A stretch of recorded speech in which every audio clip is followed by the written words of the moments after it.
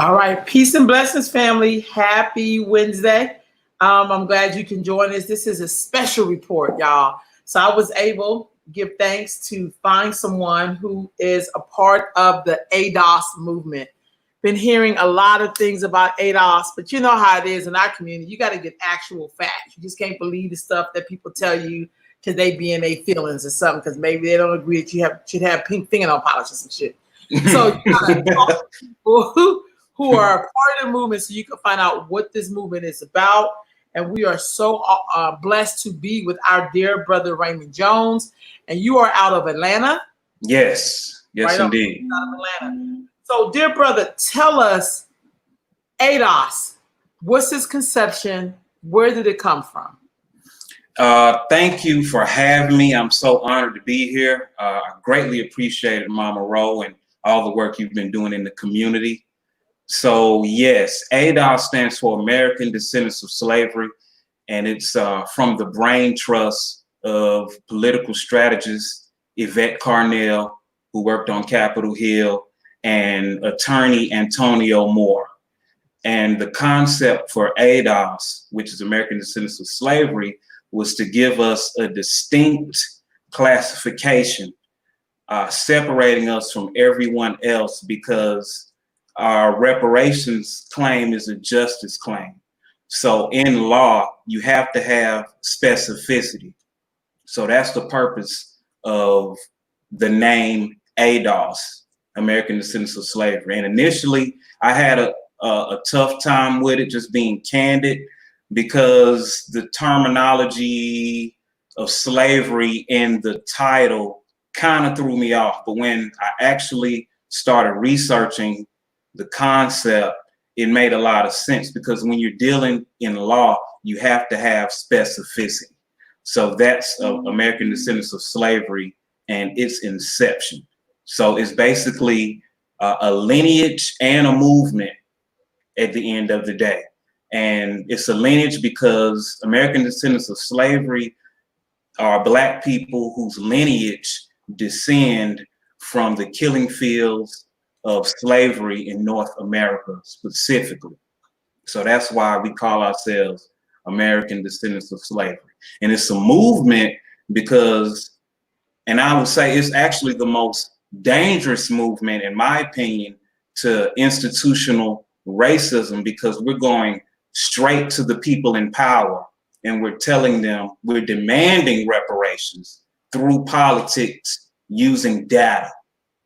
So that's what we do. We use data to demand reparations and a Black agenda on the ground in local chapters all across America. Okay, let's start real quick with that. You said lineage, it's a movement. I believe that's what you said. Yes. Let's look at that lineage. Let's look directly at that lineage, because I think that's where a lot of people get caught up. Mm-hmm. One of the things that bothers me is when people tend to make what happened to the descendants of enslaved Africans in this country, we tend to like to make it very generic. We start saying of color. We start saying it don't matter when you got here as long as you're here. We start doing all of this thing to dilute what is owed the people who built America, so other people can come and do the American dream or do whatever they want to do. There was a group here that suffered like no other group. Right. Did not come here as immigrants, weren't indigenous to this part of the land. I know we like to say Black people were here before, and I'm pretty sure they were, but it was not those people who built America under such harsh tyranny and oppression and brutal murder. And here, that lineage, let's talk about that lineage for just a minute. Okay. Define it a little deeper when you talk about descendants of American slaves. Like, what is that lineage? So in 1964, you had the Civil Rights Act. At that time, the only people that were here were basically Black Americans and white folks. Basically, when you talk about real numbers. So we were called minorities at that time, but at the end of the day, the only people that were really here were Black and white. All right. So in 1965, you had the Immigration Act, and that's when they opened the floodgates to people of color that came in after, and they basically used the Immigration Act to water down our benefits and our rights that are owed to us from slavery, so they could actually give some of those benefits to other people because they didn't want to give it directly to us. Now, when I say lineage, I'm talking about those people who were originally here at the founding of this country during slavery. That bloodline that was originally here, those Black people that were enslaved. That's what I mean by lineage. So anybody before 65, I guess, when freedom supposedly came on paper? Right. So anybody before that time? Yes, anybody before that time. Okay. I think Yes. right in there is where some of the issues start to arise. Okay. Because what I hear people saying, and I'm going to be honest with you, I agree, because I want something that was owed to my ancestors. They did not come here with their traditions and cultures and language, all that was intact. No other group has been brutalized, lynched, terrorized. I mean, just the whole thing of slavery was just god awful. Like, I don't even know how we can come up with a system like that and sustain it. I do believe that descendants of those people are owed something. I mean, they're more than something. They're owed, period. But then you have other groups who come. You know, Africans from the continent come. Black folks from the Caribbean come. Black folks from wherever they come from come. And they like to say, no, we're all here now, so that doesn't matter. What do you say to those people? Well, what I say to those people is they have to be honest about how they've been able to take advantage of what we went through, and they wouldn't be in the position that they're in if it weren't for us and our struggle. So we cannot go to someone else's country and demand to have the full benefit of being there like we were there the whole time when we weren't. I can't go to Haiti and demand anything from the French. I cannot go to Jamaica and demand anything from the UK. So you have CARICOM, who deals specifically with reparations for the Caribbean people, and that's in their mission statement. So I cannot go to the Caribbean and demand anything from these other countries.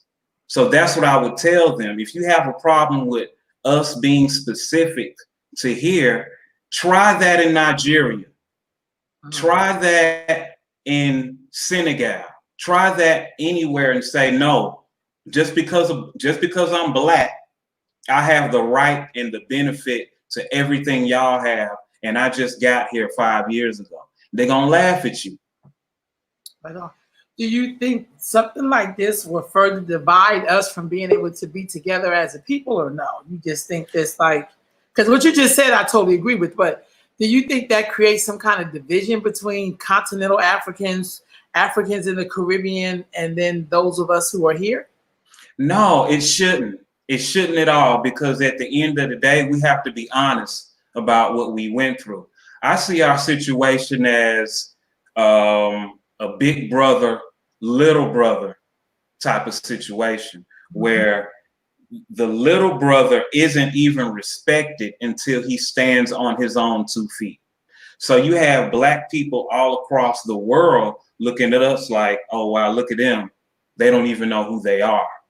You know, and we're so quick to say that we're African, but we don't take any pride into our specific struggle on this land and everything that comes with it.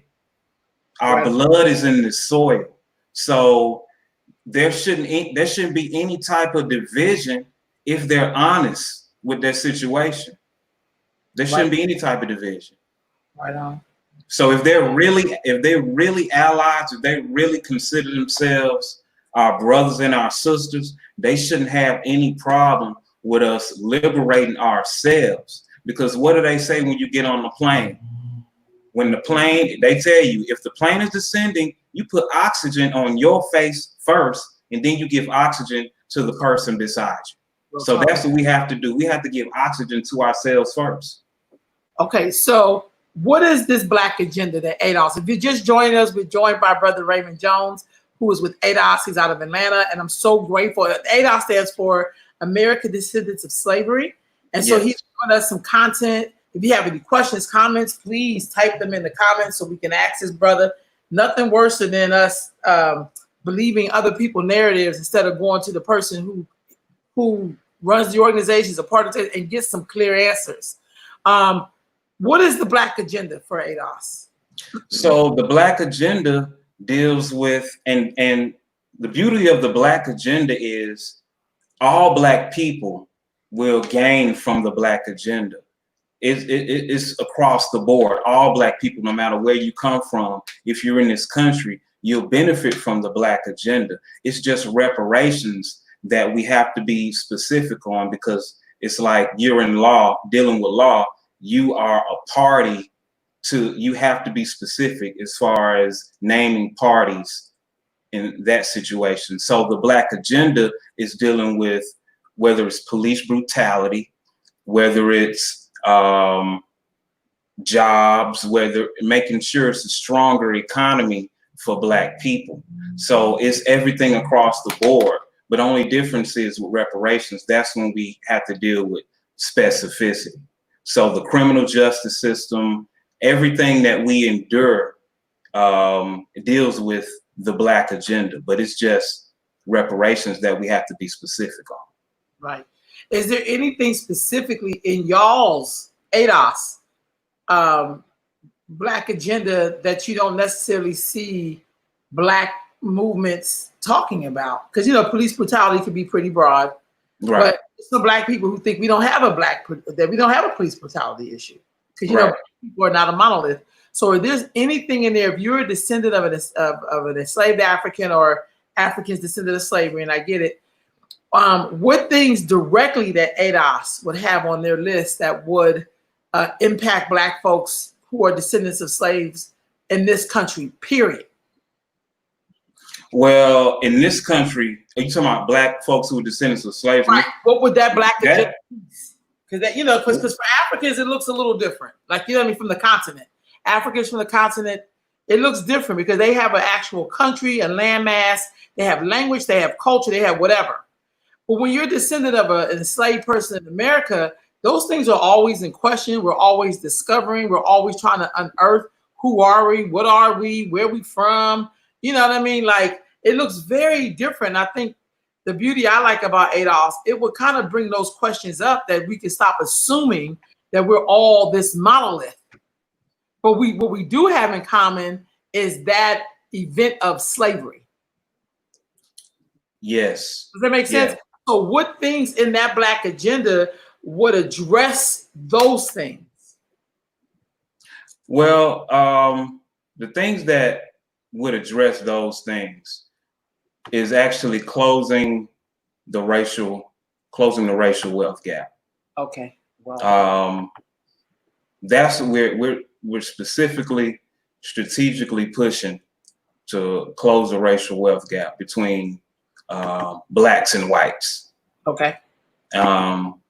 So that at the end of the day is our issue. Once we close that, we'll be in a better place.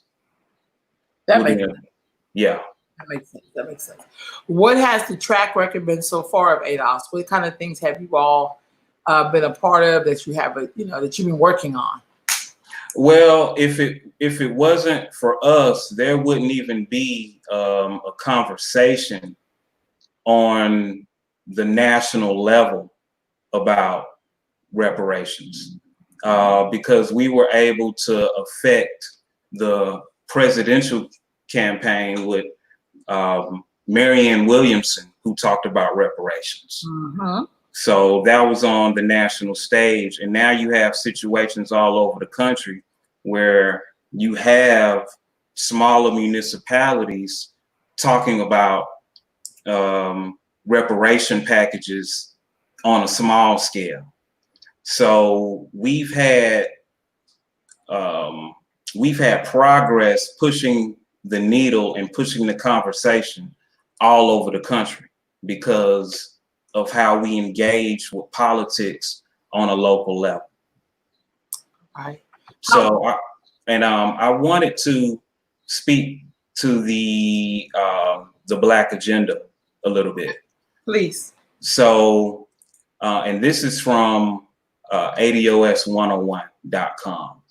So, we demand a new deal for Black America, which includes, but is not limited to, we need to set aside for American descendants of slavery, not minorities, a throwaway category, which includes all groups except white men.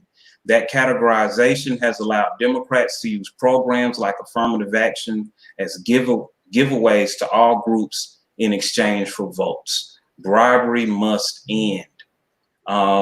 Once affirmative action is streamlined as a government program only, and specifically for ADOS, the program should be fully reinstituted. And you know that white women were able to benefit from, exactly, they were able to benefit from affirmative action more than anyone else. Yep. So Black businesses only receive 1.7 of the 23.9 billion in total SBA loans under President Obama's SBA administration, Small Business Administration, after previously received 8.2 under President George Bush. So we seek a multi-billion-dollar infrastructure plan targeted to ADOS communities, including but not limited to the Black Belt, Flint, Michigan. A Rutgers examination published in 2016 found 3,000 cities with poisoning rates higher than Flint. Residents of majority ADOS areas that have been poisoned under the federal, local, and state governments watch, such as not only Flint, but Denmark, South Carolina, and others, must be financially compensated for their benign neglect. And then we deal with mass incarceration specifically, and also strengthening a more committed attention to historically Black colleges, for one. So that's a little bit of the ADOS Black agenda in a nutshell that everybody would be able to benefit from, not only just ADOS. Right on. Because if you take care of us, that takes care of everybody else. Exactly. So that makes total sense. Sister, I don't know why this comment is not popping up over here, but it's okay because my computer's got some different stuff today, but it's okay. Sister Sarah says, who will actually do the research to determine who is ADOS? The government, ADOS, another group, and what criteria will be used? In your opinion, what does reparation look like, and how enforced? My paternal grandparents are from Virginia. My paternal grandparents are from the Caribbean. Will my family receive reparations? And I think that's a good question. Well, yeah. So Sandy Darity, leading economist from MIT and Duke, he came up with the criteria of, if you can trace one ancestor to slavery, and if you've claimed on documents for the last 10 years prior to the onset of the program, being African American, Negro, or Black, those two criteria, you will be able to qualify for reparations. It's pretty simple process. It's nothing hard about it. Believe it or not, good records were kept, and people are able to trace their lineage all the way back to slavery. That's the easy part. Yeah, that's so true. Do you think? I personally think that sounds very easy. I think when I hear sometimes Black folks talking about their great grandfather was a slave master, I feel like, and they're proud about it, they shouldn't get shit. But that's just me. Right. I think I've never met a Jewish person brag about being related to Hitler. I've never met one, or Nazis, or I just never met one Jewish person that was glad to talk about their great grandfather was a Nazi officer. Like, I just never seen that in my lifetime. Right. But I hear some of us say stuff like that. And though I do believe we deserve reparations. I feel like if you are ashamed of those enslaved Africans, you really shouldn't probably get nothing.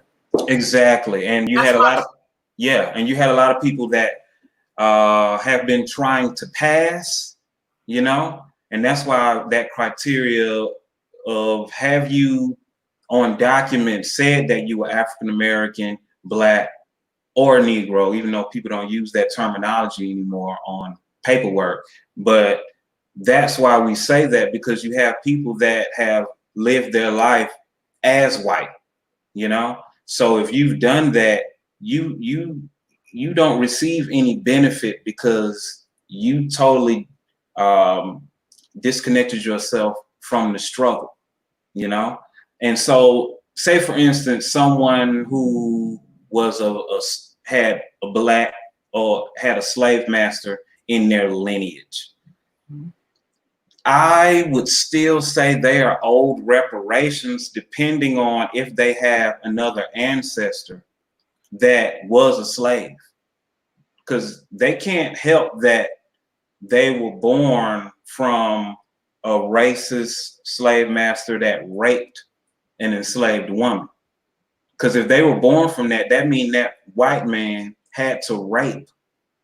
I get that. You know what I'm saying? So they're still entitled, because they can't help that. So that's why I say if you can trace one ancestor. Right on.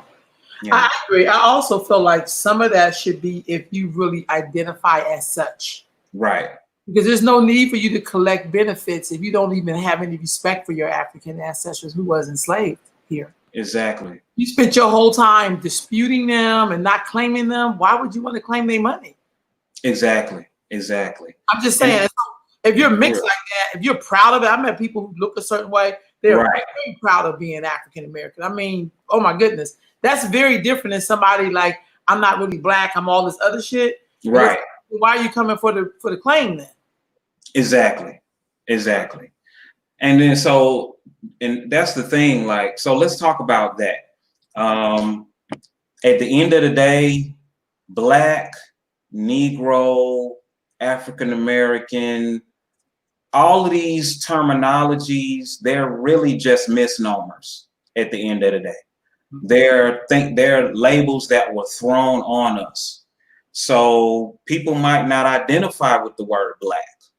You know, we got some of our Moorish brothers and sisters that don't identify with the word Black. You got some Hebrew Israelites that don't identify with the word Black.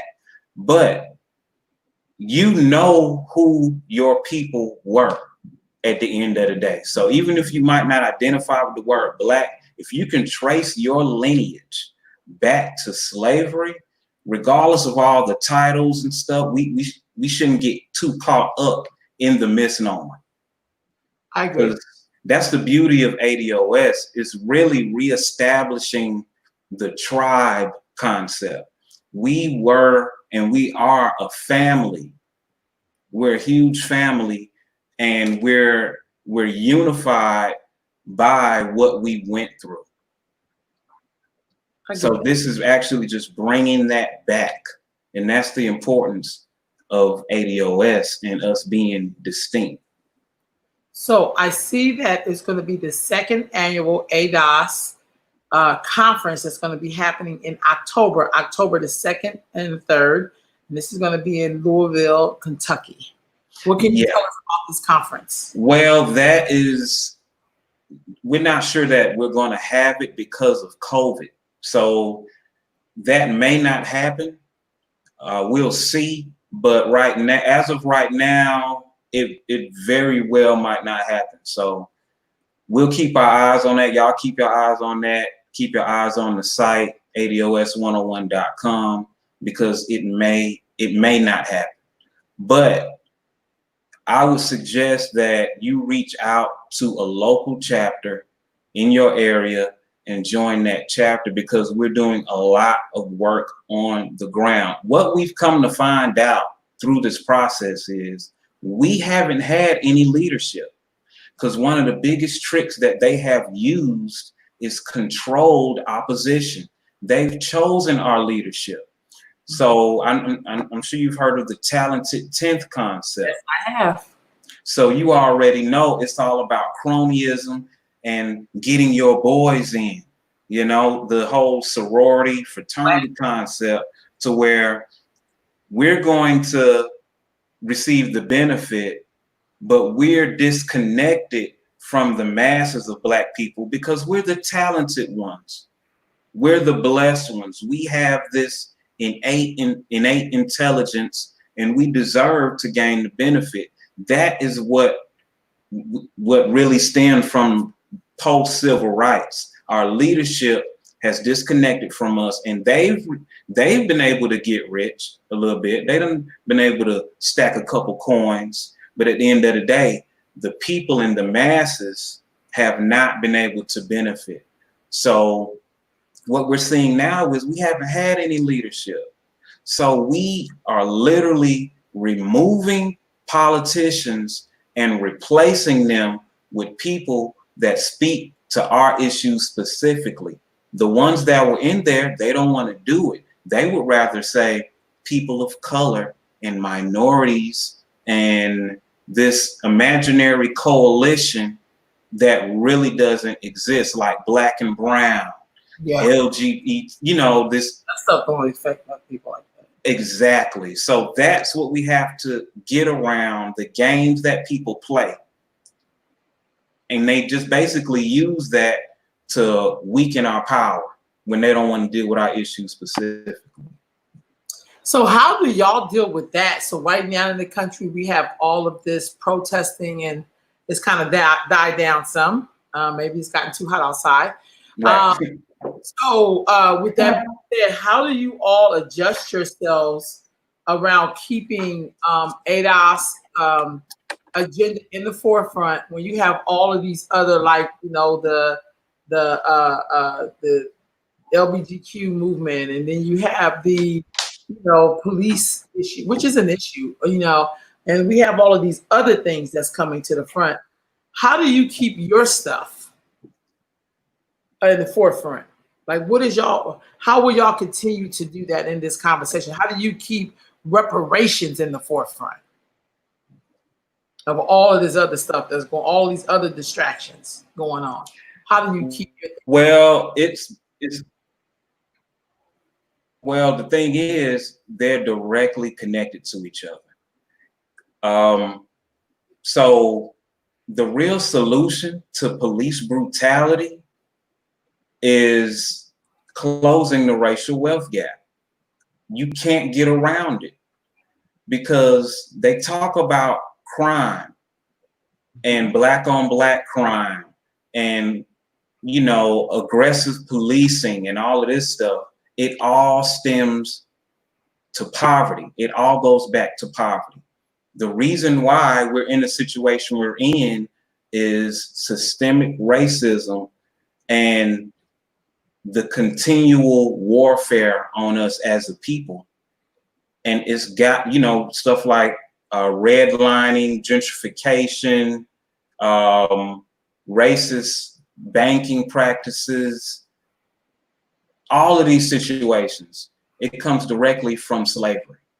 So we're able to merge that conversation with police brutality and say, look, you're not going to be able to defund the police without changing us or repairing what you've done to us economically. You're not going to be able to do that. I don't care if you eliminate the police force, you're still going to have poverty in the Black community. So that has to change. We have to deal with the poverty, because all crimes are poverty crimes. So what they're doing, I'll tell you what they're doing in Atlanta. They're using Black on Black crime to distract from actually changing how policing is done. They're using that. So they're saying, y'all need to get Black on Black crime together before you fix policing. But no, they're one and the same. So what we do is we're making the argument and the conversation through consulting, talking to organizations, talking to neighborhood planning units, and letting them know that no, policing is not, it's horrible that police brutality exists, but we have to be repaired economically so the police won't be able to leverage black on black crime when they say, oh, you know what? Since y'all want to act like that, we're not going to show up when y'all call 911. So that's what happened in Atlanta. A brother named Rashard Brooks was murdered at the Wendy's, and the police took the day off. They took the week off. They took the 2 weeks off, and they said, okay, anything happens in Atlanta, we're not going to show up and watch what happens. What happened? It was some crime. Some folks got killed. An 8-year-old girl got murdered. Now, the specifics of what happened isn't very clear because people on the ground was saying one thing and the media was saying another thing. But at the end of the day, police know that they can leverage black on black crime against us to make us back off from policing. So what we're saying is we have to be repaired, and we have to do for our community specifically. We have to be a protected class, and we have to make sure that we are a distinct group separate from people of color and minorities. And that is the solution. That's how we get around police brutality, because once we're straight economically, we won't be committing poverty crimes against each other. Okay. So that's the argument. That's the argument we're making. Okay. In public spaces. What is a protected class?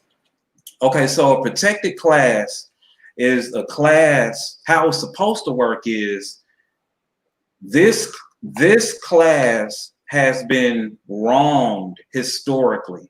So these people need to be recognized as needing special help because of what was done to them specifically. So a protected class is a class of people who is on the books that they need to be recognized as people who need specific help. So they're given a specific benefit and recognized by the government as needing the specific help that they actually are owed. So that's the protected class. Okay.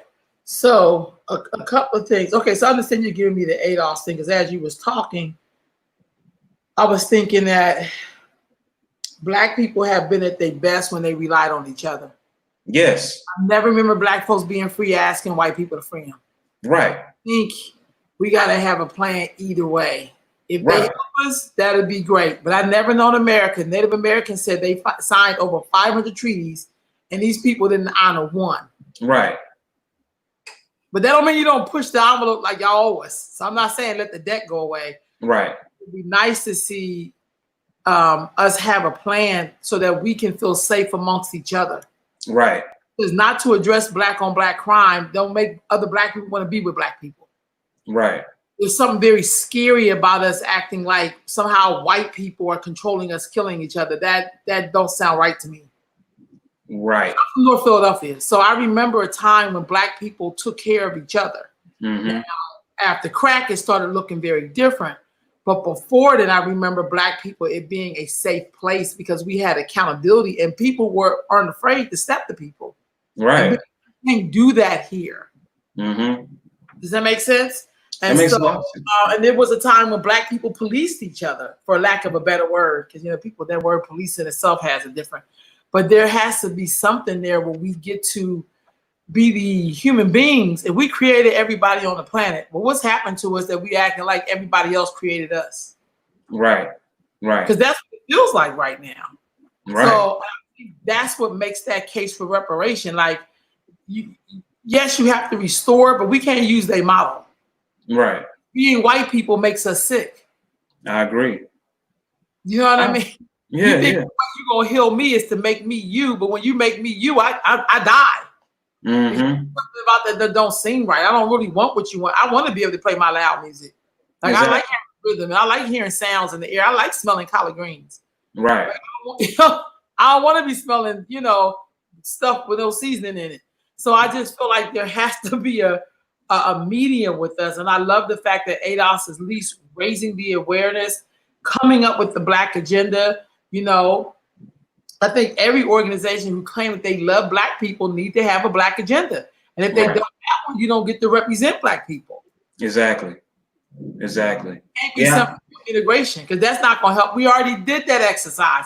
I just hope that we study the past so we can move past some of it. We don't have to do some of these exercises because they've already been done. Right. Now that takes the options out the door. And I think sometimes our open enemy understands, because he's reading it a little differently, or she's reading it a little differently. Like, if I was them, this is what I would do. Mm-hmm. And we don't deliver that way. We just kind of be like, well, I just want to be able to get along, because we ain't really ready to get down with the get down. We ain't ready to do that. Right. We done did marching, sitting, standing, laying. We done did all that. Kneeling, all of that stuff. It don't matter. Right. So yeah. So y'all have I don't know how many leaders you have, but two of them in particular has taken a lot of heat from people. Yeah. And it's a sister and a brother, so Lisa is equally, Yeah. And I don't know why some of us get so pissed off when the two of them talk about what ADOS wants. I don't know what that's about. I think when you're asking for something that's it's not going to be pretty. It's not going to be pretty, and it breaks up the status quo. So you're talking about Yvette Carnell and Antonio Moore. Yeah. They've caught a lot of flack. Yeah. But the flack that but what they have said is right and exact. So people have a problem with them saying, no, everybody does not get reparations. Right on. No, it shouldn't be like that. No, if you may be tied to folks who were enslaving people in Africa, you should not be playing Harriet Tubman in a movie. If you disrespecting Black women, you don't deserve the right to play a Black woman and play one of our Black heroes in a movie. You just don't. I don't. So and then what does that say about the Black actors in America that don't get these roles? So even though I'm just making an example about acting, you can use that model in Hollywood and use it and spread it all across the board. Because what they've done, one of the tricks that they are using is to get a Black face in the place. They have a problem with the American Black person. So they would rather deal with someone who doesn't have the history of what we went through in this country and say, look, we hired Black. We're hiring Black. But at the end of the day, you're not dealing with Black Americans. But I know that's speaking of the whole hiring thing. I get that. But that's why they've caught some flack, because of them making a distinction and say, no, this is not what we're doing. We're not doing this people of color politics anymore. We're being distinct. Now, going back to your point about,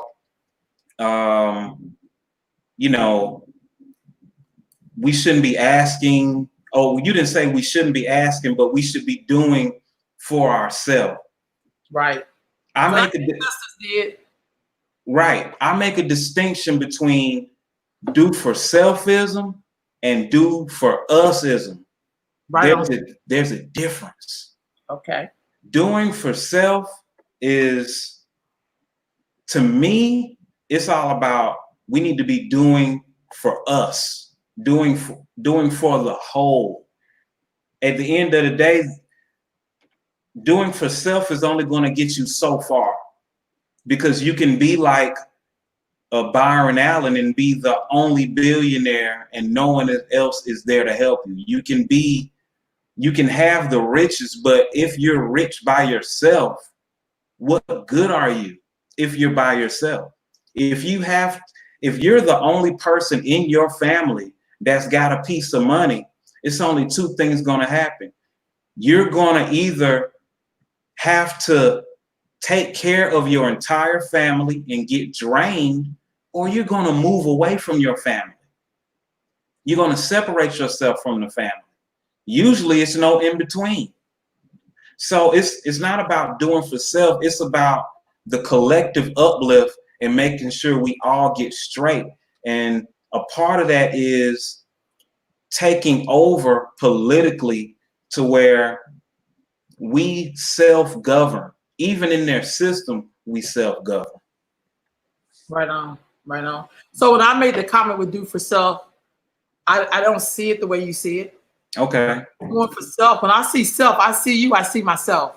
Okay. Everything is a reflection for me. I come from a community that did for self. That means they took care of themselves, like each other. You know what I'm saying? Right. I do, for example, though, when you use Byron Island, or if you use Oprah Winfrey, if you use whatever, you know what I mean? I totally get that. And that's more like self-ism, where you just kind of doing you. Like, I don't like, I'm doing me culture. I don't like that. Right. Doing me just means me. But if I'm doing us, you know what I mean? And people say, because every group here is doing for self. That's why they have banks. That's why they have supermarkets. That's why they have clinics. That's why they have stuff that speaks directly to them. Right. Because we're doing us, which is everybody but us. Right. Exactly. But see, this the trick with doing for self and doing for us. In Tulsa, we did for self. We did for us. Yep. What happened? They dropped bombs on us. So we're supposed to work together and grow, do for us. But at the same time, we have to deal with the fact that this system is waging war on us, and we can't allow that to happen. So what we have to do is we have to engage in the system and say, yeah, we can do for self. You know, we can deal with the economic aspect and get money and all of those things, but we can't separate ourselves from the politics, because it's the politics that they use the politics to disenfranchise us. So it's more about, you know, it's a little bit of both. We have to do both. We have to deal with the economics, and we have to deal with the politics as well. I agree. And when we say politics, I'm not always talking about the people that's in the White House. I'm just going to be honest. Right. Other groups are here, and they don't care about who's the president. Right. The politics of how they run their community, the politics about how they feel about their home country, the politics how they feel about the children and the women and the men in their community is a politic that we haven't mastered yet. Exactly. How to master ourselves, measure ourselves by white people. Right. To be honest. And so it doesn't work like that, because the politics in our community for some of us looks very different. It's always a safety issue with us for the most part. It's a safety issue. So we never talk about the politics of safety. Elaborate. Oh God. So for instance, hell, if you're black in America, you're not going to really get killed by the police. You're going to get killed by another black person. That's that's a political issue. You mean to tell me that I can't be safe in my own neighborhood and everybody in it looks like me? You understand? Housing issue. How can you live next to people if y'all don't have the same politics in mind in terms of what your community looks like? There will be safety. So you ain't breaking in my house. So when people move away from black people, we do this thing like they leaving us, but we never stop to ask, why are you leaving? You know, why is it that you would rather go sit by yourself than sit in the midst of us? You know, like a fake monolith. Instead of saying, maybe that person's uncomfortable when you're talking about people being blacker than 1,000 midnights and they up here looking purpley black. They're supposed to just accept that because that's the politics of being black. Instead of being like, maybe we should learn to talk to each other in a different kind of way so we could all be at this table together and be safe. We don't talk about the politics of safety as it pertains to all of us. Right. Not other people. Because I'm never really concerned with other people. I'm not trying to be funny. I can give shit about what they do. I'm concerned about my own group. When I look at those high numbers of Black women being murdered right now in the U.S. at the hands of Black men, this is Black girls and Black girls and women. That's concerning. But to hear Black people not talk about it because they feel like white people don't think we some kind of way, dude, they already get to see. What do you say to your daughter, to your sister, to your mom, that you can't break up with somebody or leave somebody or have a disagreement without them wanting to kill you? That's a safety issue. Right. Well, I totally agree. The politics of safety, I totally get that. And to add, the root to all of that is what we've gone through. At the end of the day, the root to all of that is institutional racism. So yes, those issues do need to be dealt with, totally.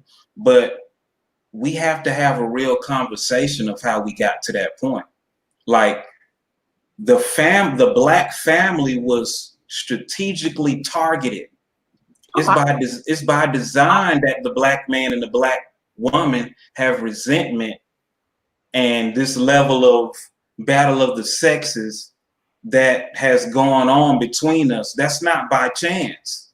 So when we have those conversations, I feel like we always have to put it in context of what the root of the problem is. I don't disagree with that, but I think the sad thing about when we do what you just did is that we don't address that death means you don't come back. Right. Death is not a conversation, it is final. Right. So I definitely, I understand, Lord, if I tell you that I've traveled all over the world, so I understand, and I really, every year I do a road trip, we are in the South, we're looking at our history, our culture, the whole nine. But what we got to do almost at the same time, verbatim, is have safety talk about how we are going to make it now. Because here's the truth of the matter. That's happened in history. And if we know there's a mindset, we have to address it so people feel safe now. Right. I think that's the turn off with people. It's kind of like we can't talk about each other, the violence that's happening between us, because we want to be like, we got to talk about happening 100 years ago. I get that, but we got to talk about how we're going to make it safe right now. Yeah. You're going to look up and no one's going to be left. If you kill off your women and your girls, you're not going to be able to reproduce yourself. Period. That's just like, I don't have to have no degree in science to understand that. But at some point, it's like Black folks got to do what we always been doing. Definitely look at the root of the issue and then have a plan of how we're going to deal with what's happening right now. It's like saying, I can't feed you because back in 200 years ago, they took away my ability to plant food. But when I'm looking at my children, I still have to feed them now. Right. You understand? Right. And so I feel like that's always, how do we have these conversations and somebody say, how can we hold each other accountable? And I think that's definitely what I'm trying to say in a nutshell. But when I look at stuff like that, it's kind of like, do we wait for a white person to kill a Black person and then we get upset? But we're not feeling that way with each other. And this is not for everybody else to know, but as Black people, I remember a time when somebody was murdered when I was like 7, 8, she was 9, and it was by another Black person. And I remember my community coming together. And then they end up catching this boy like a year later, who we knew, who ate at my house, that could have been me. You see what I'm saying? He had a lot of mental health issues going on too. But in that moment, you gotta make people feel safe. Because if you don't, then we get what we got right now, which is nobody's being accountable. Then we want white people to come in and help us. They're like, I'm not helping you with shit because I've never known a thief to give back anything it's ever stolen. I have a thief to give anything. So these people have signed over 500 treaties with Native American people who was here and didn't honor one. And so it's kind of like, I know my ancestors didn't make it this far, but relying on other people to do the right thing, which don't mean you don't keep the pressure on. Right. I'm going to say that. I definitely believe we deserve reparations, but I also believe in the same amount. We got to have a different way of being accountable for each other. And accountability is hard. It is hard. That's why most people don't want to be the leader, because being a leader is hard. Mm-hmm. You'd be like, yeah. I mean, I totally agree with you. Like, so to be accountable, to really deal with the now, right? You cannot separate yourself from the then. So to have the conversations, like we speak of the violence towards Black women, okay? We cannot have that conversation with Black men and Black boys unless we deal with the root of the issue of how we got here. You can't even have a conversation because Black men, Black boys, they won't even understand it to take accountability for what was done, believe it or not. I think some of them will. Some of them will, but because some people are raising sons who get it. So that all Black men are out here killing Black women. Exactly. Not all of them are. So some of them, right. So some of them, a lot of them totally get it. But we know if we have a fraction and we up to 400 nationwide, of over 400 Black women who've been murdered in the hands of Black men, there definitely need to be some conversations. And I'm saying, I never act like I know somebody's capability to understand. Young people do that every day. So when I hear people say, well, young people, they may not even know. No, they do. But you can't act like you know how they're going to respond to this. But you can give them the information. They get information every day. And they're deciding on things based upon information that they get that we know is not even real. I agree. And they are making those decisions. Right. But my point is, to really deal with the accountability, we have to tell the full story. We have to tell how the Black family was divided. We got to talk about how did we get here. Just like we're talking about reparations and we're talking about the justice claim, we got to talk about how did we get to this point. So that's really the only way we can deal with the violence towards Black women. But we have to deal with that because for any of this to work, we have to heal and we have to trust each other. The Black women are going to have to trust Black men again, and vice versa, because there's some Black men that don't trust Black women. So to deal with the violence, to make Black men accountable, we have to look at the totality of how we got to this point. We can't divorce the past from the present to have it when we had that conversation. But it's a very important one. And the reason why I say that is people are using feminism to keep us divided. What do I mean by that? I get you. We're in the middle of what you would call a reparations claim or a race war. One of the strategies that has been used is white women saying, no, it's gender over race. Well, as far as I'm concerned, it's race over gender. Yeah, it depends on who you are. Okay. I have to say that. See, as a man, you would say that. It's kind of like when you're learning Spanish and you know the word for, oh God, I just went blank. There's a word in Spanish that when you say it, it's a feminine word, it's a masculine word. But when you say it, it means both male and female. And then there's a word you say it means just female. And so to me, that's male dominance. Because why can't you just be whatever? So if I'm a woman and I'm standing in a room of white women, race is probably going to come up for me first. Okay. If I'm standing in a room of Black men, because this has happened to me before because of who I am, they'll be talking like, I totally agree. And so for me, being a woman will immediately come up. And I think that's a duality that we never, when I talk to Black women who was in those Black power movements, who was a part of the nation, who was a part of the Black guerrilla family, who was a part, I'm going down the line. They talked about how things were for them as a woman and it wasn't great. Because that when they had to fend off white people, they had to fend off Black men. Trying to make them be in the kitchen, trying to make them act like they have to fuck everybody. I was like, wow, because I researched a lot of people, I interview people, and I was saying to myself, wow, that's that duality shit. And so as a Black woman, you have to be skillful enough when you around white feminists, because I'm around them a lot. I'm like, this is what I'm gonna need though for my girls. That other shit, I'm not, because when we was cleaning your floors, my mom was a domestic, blessed memory. They didn't sit up there and talk about feminism when my mama was scrubbing their toilets. Right, so exactly. She couldn't scrub her own goddamn toilet. So I feel like you have to be skillful. The same way Black men get to be in certain positions with white men, because I've seen Black men be just as white, be doing a good old Black man club. And instead of saying, thank you for getting me to this table, let me be that spook who stepped out the door and free the land and free the law, they get in there and they become the people that they claim they was coming to tear down. So you have to, it's a skill set. These people are like master tricknologists. Right.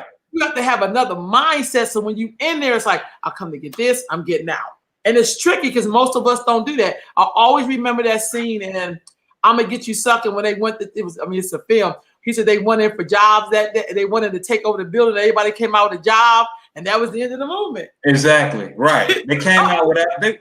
They came out with applications. Right. Yeah. Right. So right. I remember agreeing with you, but I think that sometimes it is so. It depends on who you are. Like there's some things about being a man. There's a lot of things about being a man I really don't understand, and I try not to act like I do. I will ask a brother, how does this fare out for you? Because this is what I'm assuming. Even my friends who have sons, I have to say, you need to go ask a man. You don't know how your son feel. Right. You need to go get a man. I don't be like, well, because I see that a lot. But I feel like sometimes they could use feminists all they want. But if you are who you are, that's what I always tell people. So they can tell my name is Mama Rowe. Of course I give him, but I'm firm in who I am. Right. I don't have to. I have no issue with being a woman. You know what I mean? I don't have to prove anything to anybody that I'm a woman because it ain't about the hair, makeup, and lipsticks. That do not make me a woman at all. You know what I mean? So, but I feel like that's a trick that they use to divide. And if they can use that to divide you, you may not have been truthful in the first place.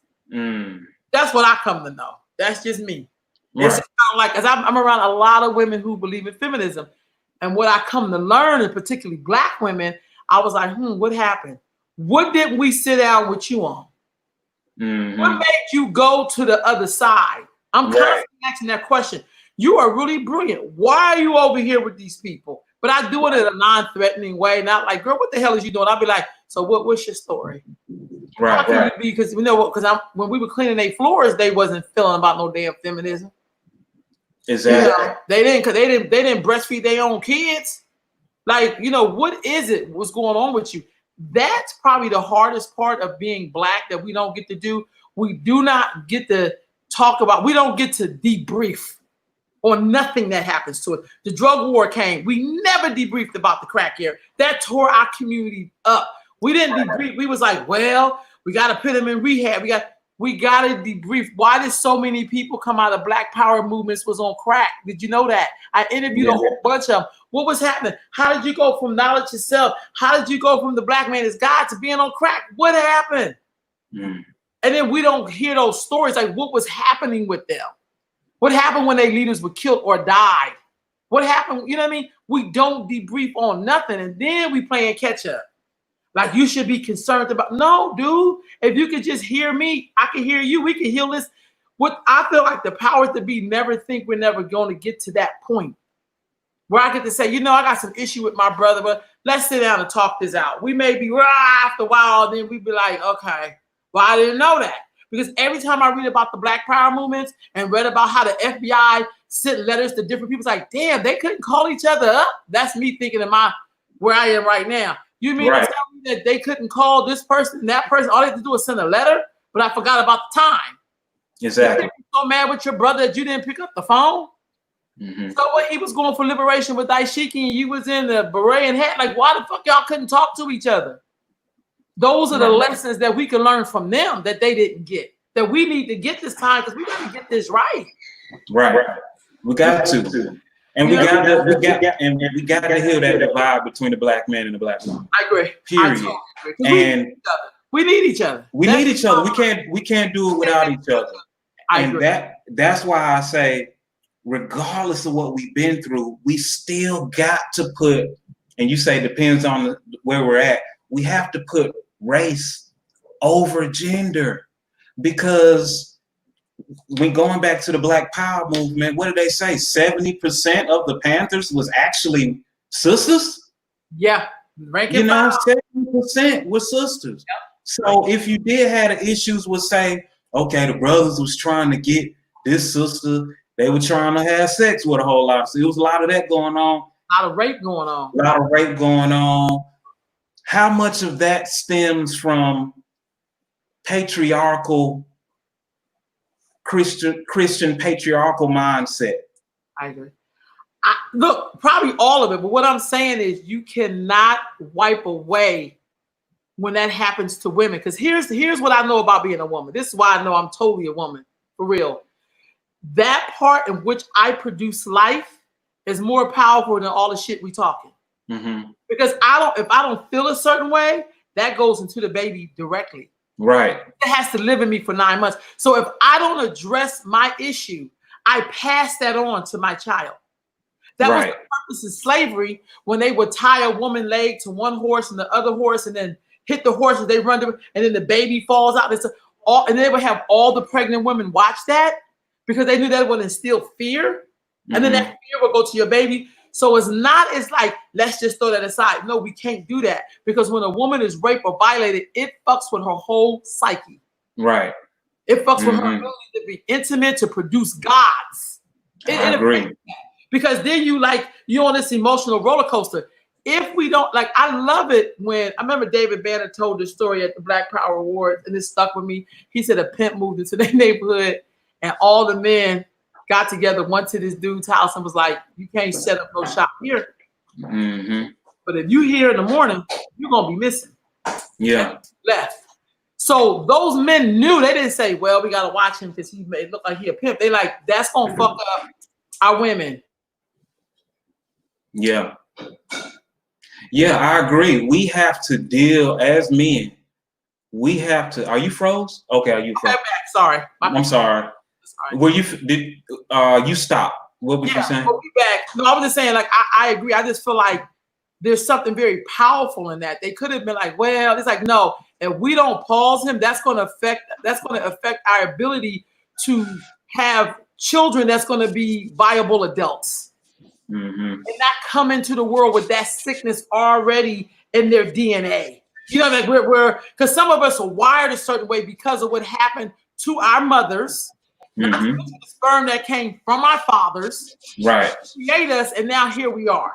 So no, we can't. And my thing is, I think you would get to race if you recognize the gender. Like, okay, that's a woman. Like I have nephews. My God, I have great nephews. I love.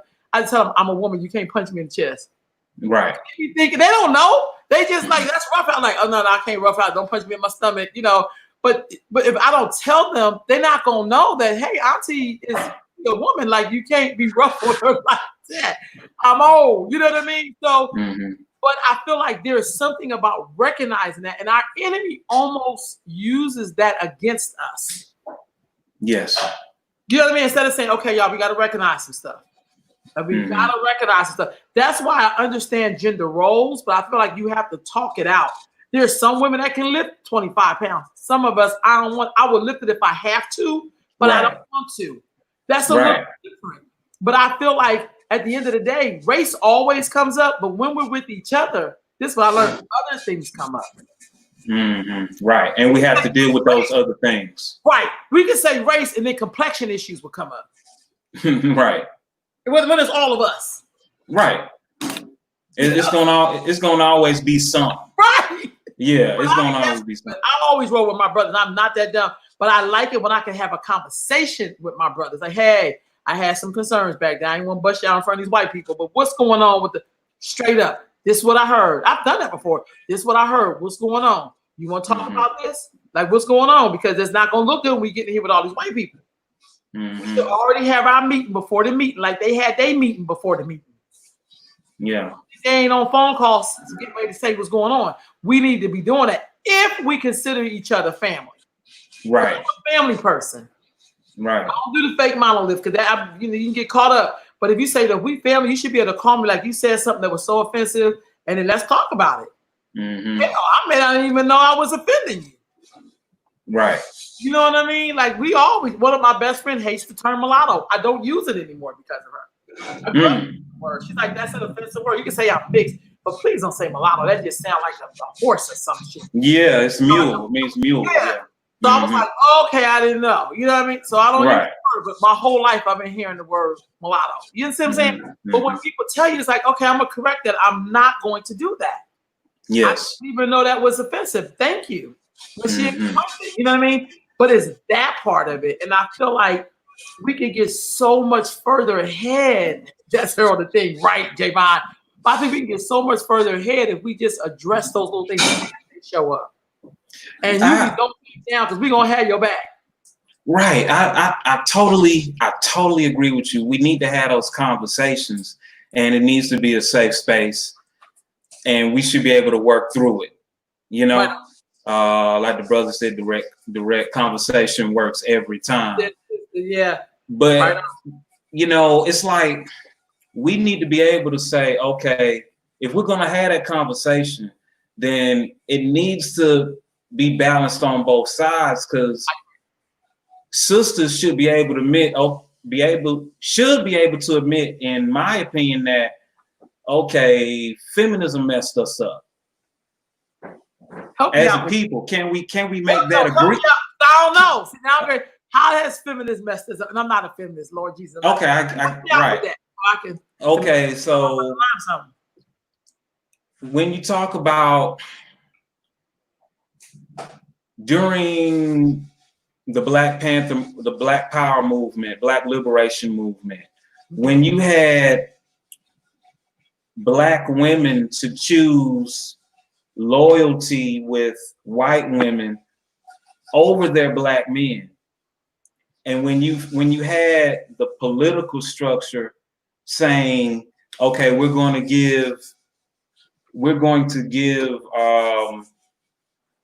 make a distinction between women and men, and we're going to give certain because of, you know, Black men being killed and murdered, and even Black women being murdered through the Black Liberation movement. Or say, for instance, we're gonna make sure for you to get these government services because of poverty, but only thing about it is you're gonna have to keep your Black man out the home.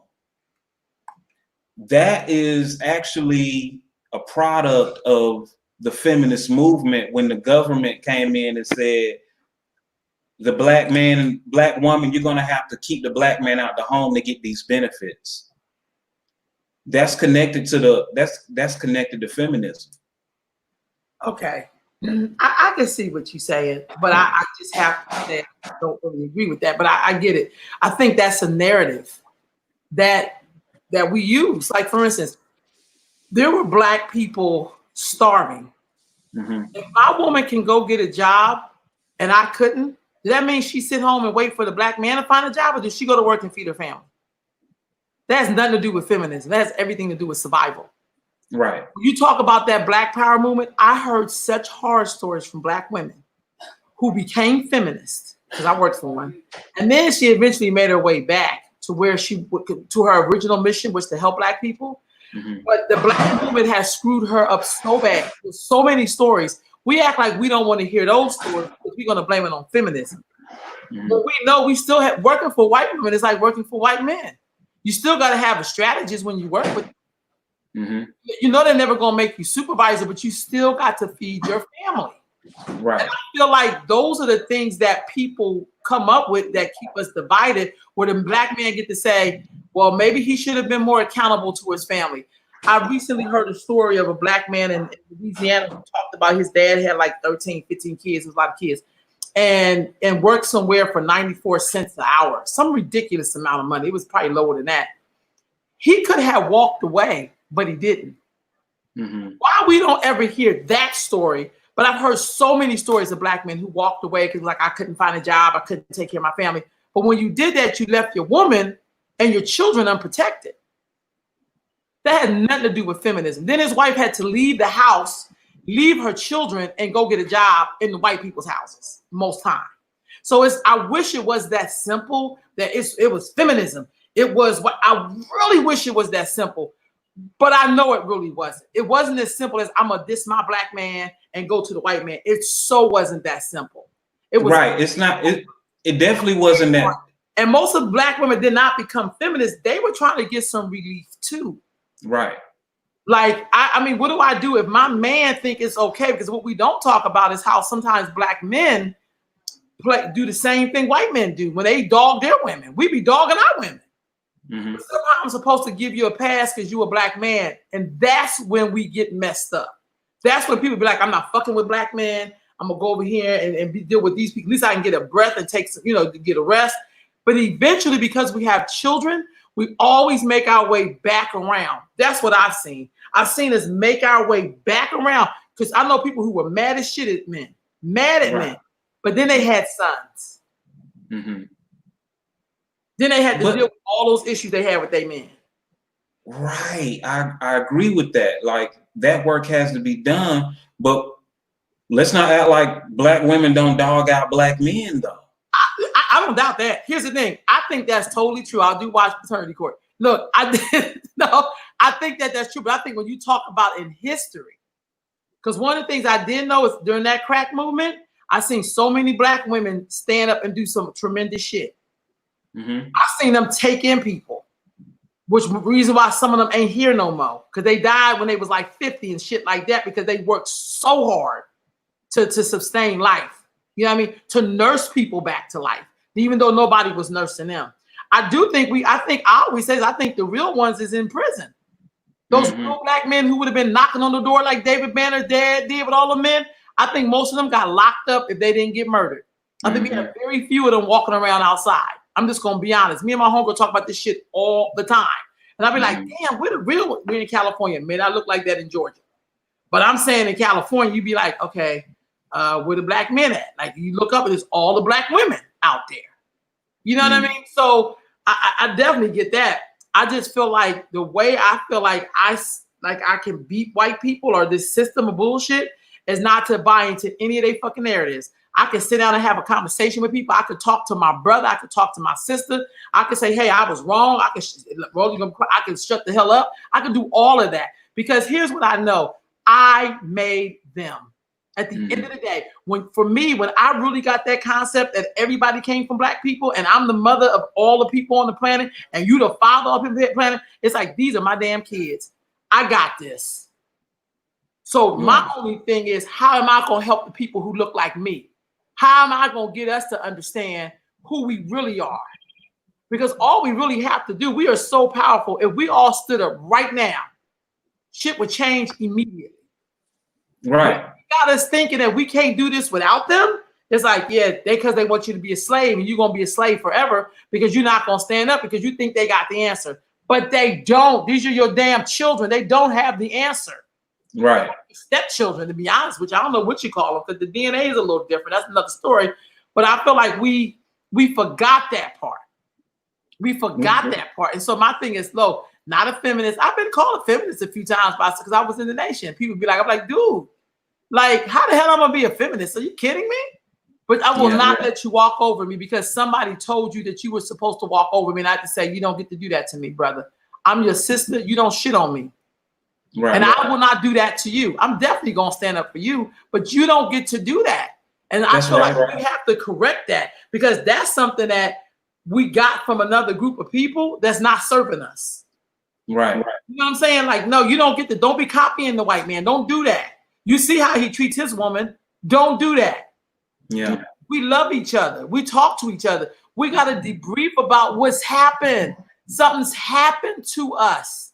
Can we talk about that? And that's what I'm saying. I agree. And that's why I say both genders have to admit that something happened to us. We have to realize that, okay, hip hop hurt us. The way we treat our women. As a black man right now, I can tell you, rap fucked us up. And I take accountability for that. I can take accountability for that. I agree. Certain types of hip hop. Yeah. I learned knowledge from the Poor Righteous Teachers, from the X-Clan, from Public Enemy. I learned stuff about myself, but that other shit, that wasn't mine. Yeah, definitely. I learned a lot from KRS-One. Me too. You know, I learned a lot of history from You Must Learn that I should not have learned from this dude. Right. I should not have learned what I learned from KRS-One. I should have already knew that. I should have been in school. But when I say, you know what I mean, the negative stuff, it hurt us. It was done strategically though. I can say, I can admit, I can take accountability for that. But I'm just saying, as some rap, Javon, some rap, I can say, Real talk. yeah, that hurt us. As that hurt Black men and how we see and treat our own women. But at the same time, I feel like Black women have to take accountability too. I agree. So that's all I'm saying. Only thing I'm gonna say, I'm gonna have to say some though. And this is what I learned. And I'm with you. Some of us have to, because some of us have always taken accountability. That's why some of us is in the grave. Yeah. You know, it's not like having 100 Black women and 10 of them is pulling every goddamn body.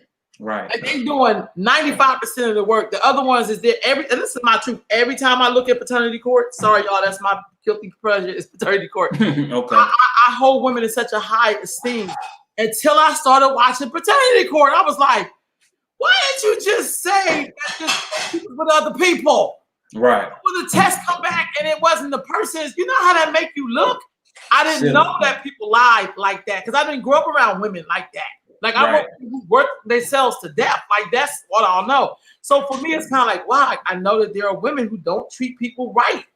That's my truth. I had no idea because I didn't grow up like that. I grew up with women who were very honorable. My mother was saying stuff like, if you do something wrong or whatever, it's going to come back on you. I believe that. Right. I'll be the person to take like, oh, I didn't pay for this. I'm that person. I bought this. This is not on the thing. That's me. Because I believe in like immediate karma. That's what I was taught. But then there's some people that like, that ain't their thing. So you're absolutely right. Just like some men have to take accountability, so do some women. Right.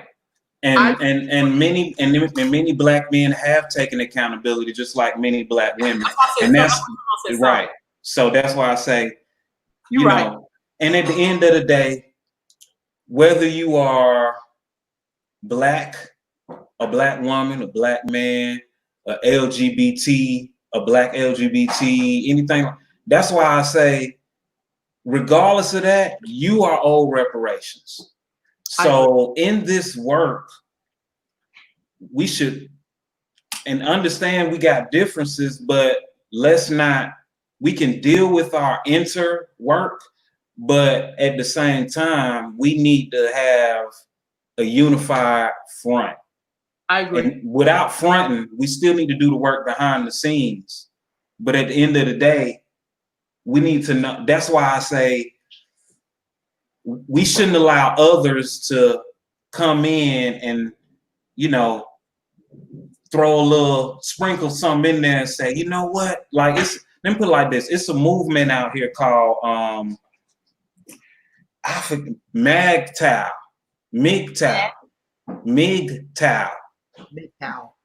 There's a movement called MGTOW. That stands for Men Going Their Own Way. Men going their own way. Okay. Basically, they're male feminists, they're manists, and they say the Black woman has done this and done that and done this. So they've teamed up with white men to bash all women. They unified in that. So to me, that's retarded. That's slow. Why would I do that? Regardless of any issues that I've had with Black women in the past, I know where it stems from. Systemic racism, and they changed everything about us. So that's why I say, yes, we've had issues. Yes, Black men have done things to Black women that should not have been done, and it needs to be healed. But at the end of the day, we have to see it from a big picture perspective. I agree. You know, and even what we said on here tonight is a part of that. Yes. You see what I'm saying? Definitely. Because the whole concept of ADOS, I definitely don't have no disagreement with it, to be honest with you.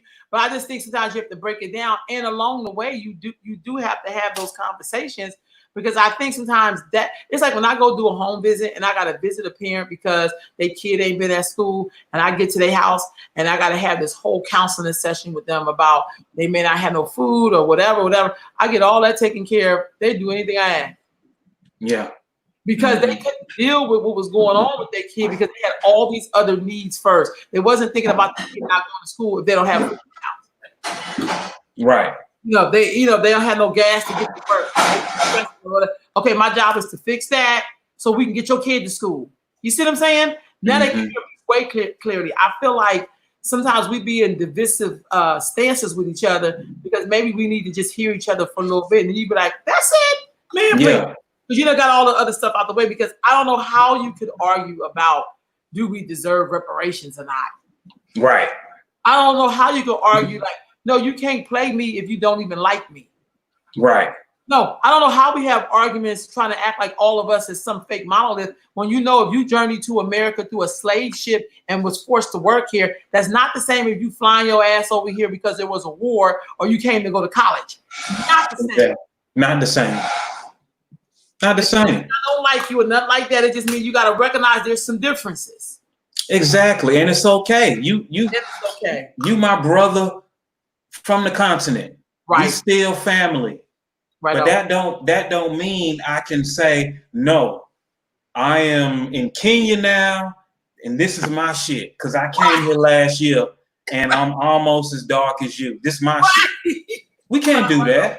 It won't even be accepted. They won't we might not make it out alive talking like that. Yeah, that's real talk. So that's all it is. We don't have no beef with nobody. We love our brothers and sisters from all over the diaspora. We're not anti-women. We're not anti-men. It's male leadership. It's women leadership in ADOS. And we work together. Yeah, we have our little spats, but that's going to come with the territory. Exactly.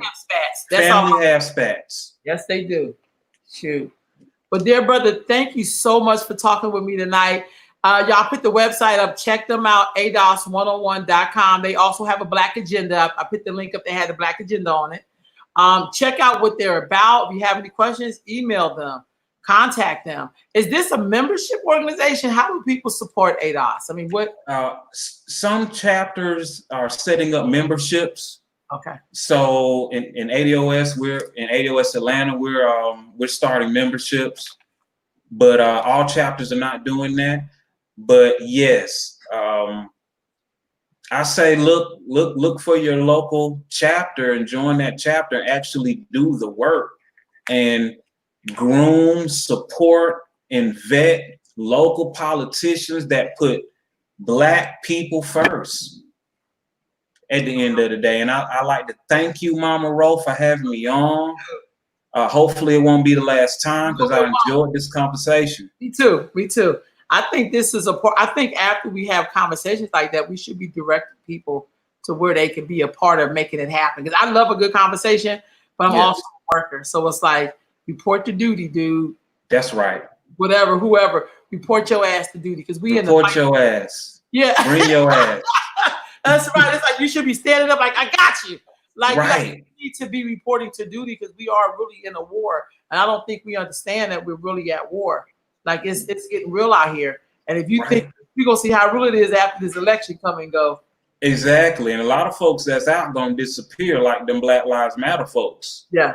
They're going to disappear. I didn't even ask you about Black Lives Matter, but because I know you were talking about ADOS, but I feel like that needs to be more of a conversation too, because I understand that it being insane and in the movement, and I don't know. I think that people need to have more. I would love to have ADOS, Black Lives Matter, and any other groups on here together to talk about what you all do. Because I think this is what somebody told me once about Black Lives Matter. Somebody they said, "Well, we deal with police brutality," but I feel like if Black people come to you and say, "Hey, we got all these other things happening," you should be willing to refer them to a group who's dealing with that part. But if you don't do that, mean you can't really be for Black folks. You can't be just dealing with police officers. It's like that's like I deal with certain like, oh, you know what? That's not my lane. But let me say it to somebody whose lane that is. Exactly. Address that part because right now I'm just doing this part. This is my window. Right. But if you can't do that, then what are we really doing for Black people? Exactly. And I don't know. I mean, I just want to have that conversation. I don't know. I don't have the answer. But I feel like it would be nice if we have somebody, great, this organization deals with police brutality. This organization deal with when Black people have, violence going on with them. It would be nice to be able to say, hey, that's real. That also shows solidarity. It does. I don't mean we gotta be like we may not be the same finger, but we are connected to the same. We're all on the same hand, and so it's kind of like if that's not your lane, then tell us who lane that is so we can go get some help.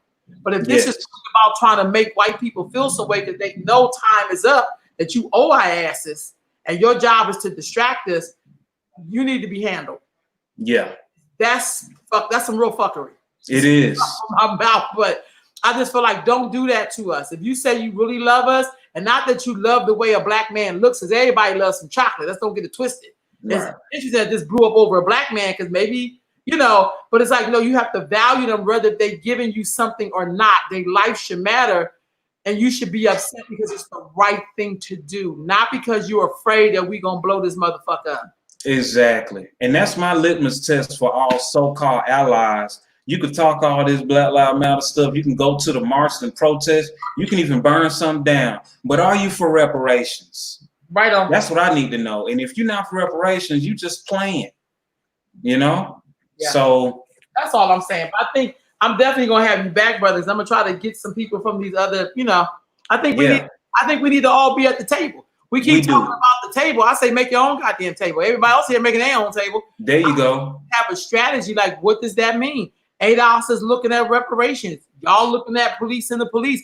This person trying to build in the black community so we feel safe. I'm gonna keep bringing that safety shit up because to me that's major. Yes. I have nieces and nephews out in the world. I want them to be okay when they're around their own people. Mm-hmm. My I agree. brother went to college. My great nephew went to college in upstate. Stanford, some damn where. And the first thing my brother told him is find the black people. Mm-hmm. Like, it's nice. White people is nice, but find your own folks. Yes, wherever you go. That's how we grew up. But Right. You know what I mean? So it's kind of like we're supposed to be there with each other, but we got to have a way of having these conversations so we can see what's the lanes. So I know where, like, hey, I want to really deal with this. You should be able to go to an organization, pay your membership or whatever, because we got to get out this freebie shit. Internet takes money. Computers take money. Technology is expensive, family. Don't get it twisted. So, but I always have to do that plug, but it's kind of like we should be reporting the duty because we're not just, and anything I do now is not just for me, it's for generations I'm never going to see. Every year on the road trip, when we get the opportunity to stop at Harriet Tubman's gravesite, that means something to me. I never even met this woman, and she's alive in my life because she planted those seeds almost 100 years ago. Or maybe it has been 100 years. I think it has been 100 years. But you see what I'm saying? But so anything we do now is for generations we probably never gonna see. But if you don't plant right now, if you ain't putting no seed in the ground, don't be looking for nothing to sprout up. There you go. That's just the bottom line. Thank you, dear brother. And we'll be Thank you. Thank my sister for connecting us. I will. Appreciate you so much. And in closing, I thank you. I love you. I appreciate you. Can't wait to talk to you again. Okay. And we can't have black business or black power without black politics.